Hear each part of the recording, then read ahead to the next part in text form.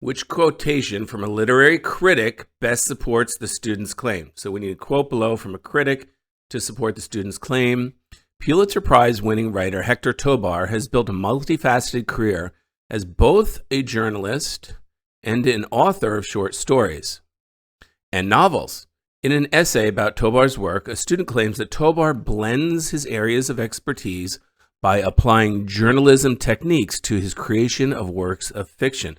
So journalism techniques would be doing news, finding stories, breaking stories, learning about things. So he's applying that to fiction. Okay. So A, for one novel, an imagined account of a real person's global travels, Tobar approached his subject like a reporter, interviewing people the man had met along the way and researching the man's own writings. So if he's being a reporter, he's basically using journalism in one of his novels. This is exactly what it says. He's applying journalism to his works of fiction. I assume his novel is fiction. So this looks like it's going to be the answer. I'm going to check that. Let's just check B, C, and D. Tobar got his start as a volunteer, a community newspaper, and wrote newspapers. No, that says nothing about the student's claim. Many of Tobar's notable nonfiction articles are marked by the writer's use of techniques usually associated with fiction. So here, this is fiction versus nonfiction. It's not journalism applying to his fiction, which is the claim of the student. So this is not right. The protagonist of Tobar's third novel is a man who wants to be a novelist and keeps notes about interesting people he encounters so he can use them when developing characters for his stories. Okay, sort of. I mean, is keeping notes journalism? Is that a journalist? I don't think that's as good. I mean, it could be. One could see that, but not nearly as good an answer as A, where clearly he's creating a novel by using techniques of a reporter and a journalist. A is the answer. So, which quote from An Ideal Husband illustrates the claim? Let's figure out that claim. An Ideal Husband is an 1895 play by Oscar Wilde. In the play, which is a satire, Wilde suggests that a character named Lady Gertrude Chiltern is perceived as both extremely virtuous and unforgiving, as is evident when another character says the following quote. So we want virtuous, she's pure, she's wholesome, and yet she's unforgiving. She will not give you anything. So let's see. Let's read. Lady Chiltern is a woman of the very highest principles. It's not quite virtuous there, but let's keep going. I'm glad to say I am a little too old now myself to trouble about setting a good example, but I always admire people who do. Nothing about unforgiving. There's no unforgiving in there. Do you know, Lady Chiltern, I don't mind your talking morality a bit. Morality is simply the attitude we adopt towards people whom we personally dislike. So, okay, do you know, Lady Chiltern, I don't mind you talking morality a bit. Morality is simply, so this is more unforgiving or disliking, not so much the morality. Possible. I mean, I put a question mark. I probably cross it out, but I'm not sure yet. C, Lady Chiltern does not know what weakness or temptation is. That's virtue. I am of clay like other men. She stands apart as good women do, pitiless in her perfection. That shows unforgiving. She's pitiless in her perfection. You're either perfect or you're not. If not, she's cold, stern, and without mercy. C is clearly the answer. Forget B, and let's quick check D. Lady Chiltern, you are a sensible woman, the most sensible in London, the most sensible woman I know. Okay, she's sensible. That doesn't say anything about virtue or unforgiving. C is the answer. K, if true, which directly supports the student's claim? Born in 1891 to a Quechua-speaking family in the Andes Mountains of Peru, Martin Chamby is today considered to be one of the most renowned figures of Latin American photography. In a paper for an art history class, a student claims that Chamby's photographs have considerable ethnographic value in his work.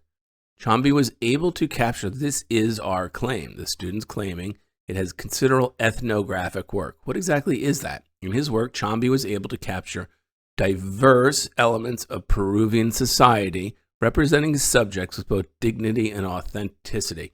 So the key is he has diverse elements of society, not just the indigenous population, not just the upper crust. He has various different groups. So we need some evidence of that. Chomby took many commissioned portraits of wealthy Peruvians, okay?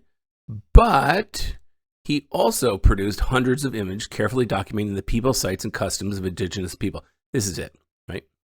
He photographed the wealthy, he photographed the indigenous, he photographed the poor.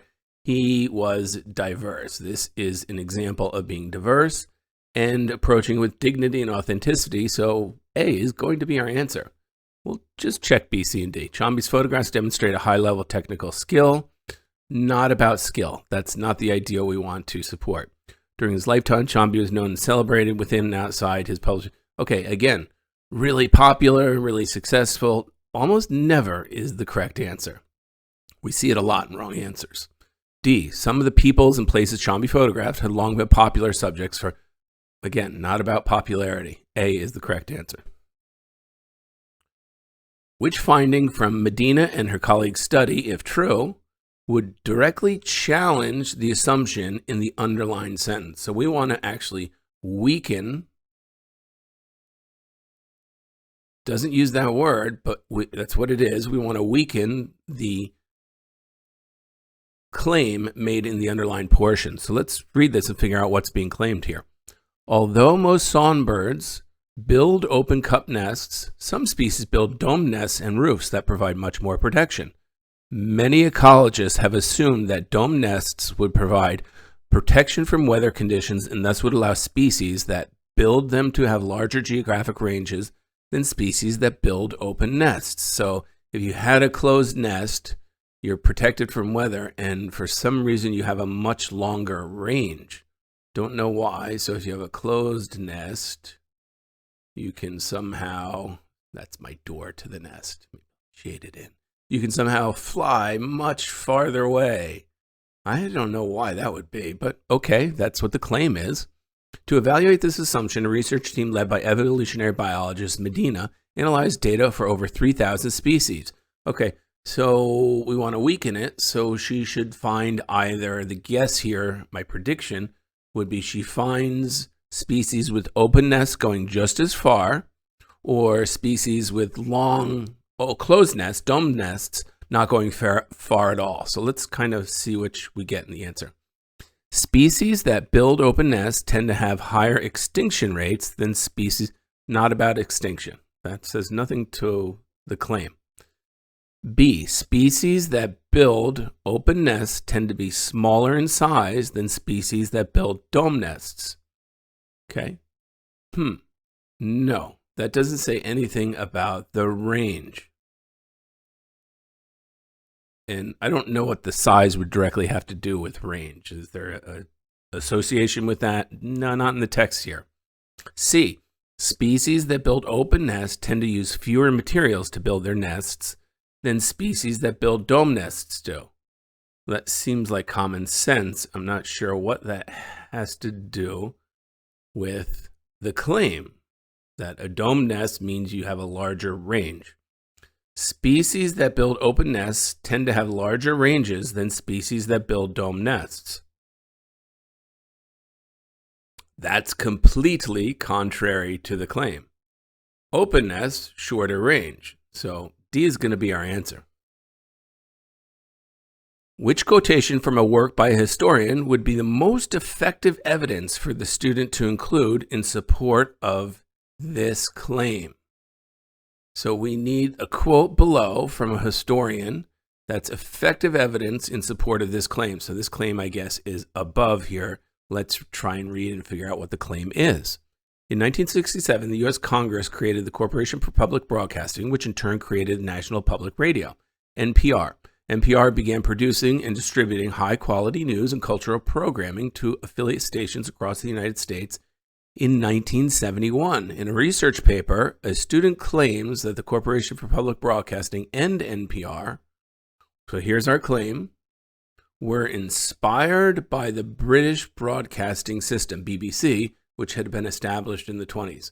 So we need to see that NPR really followed the BBC. Is this true? What quote from a historian would show this? A, although the BBC had begun as a private corporation, politicians successfully agreed to make it a public company because they believed a public broadcaster could help build national unity in the aftermath of World War I. Okay, that shows it's set up and organized like NPR and the Corporation for Public Broadcasting. It doesn't show there's an influence from one to the other. So this doesn't really answer our question. Not A. B, for many decades, the BBC had no competition since it held Britain's only broadcasting license, whereas in the US, the public broadcasting launched NPR, a market already filled with competitors. Well, that doesn't show any inspiration from one to the other. It just shows a difference in markets.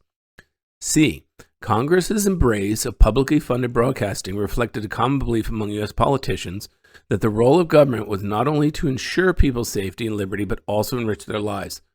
Fantastic. I'm glad Congress is doing something good for once, but seriously, that doesn't say anything about influence from BBC. D, the goal of BBC was to support British democracy by promoting an informed citizenry, and U.S. legislatures believed that ensuring access to high-quality program could do the same for democracy in the United States. Okay, so this is similar to C, but it's very different in a way, too. It's actually showing that BBC was an example. They wanted to do the same thing to support democracy that Britain did with BBC. D is your answer. Which quote below from a translation of Hedda Gabler most effectively illustrates the claim? Let's figure out what this claim is. Hedda Gabler is an 1890 play by Henrik Ibsen. As a woman in the Victorian era, Hedda, the play's central character, is unable to freely dominate her own future. Instead, she seeks to influence another person's fate, as is evidenced when she says to another character. So it has to show she's trying to influence somebody's fate.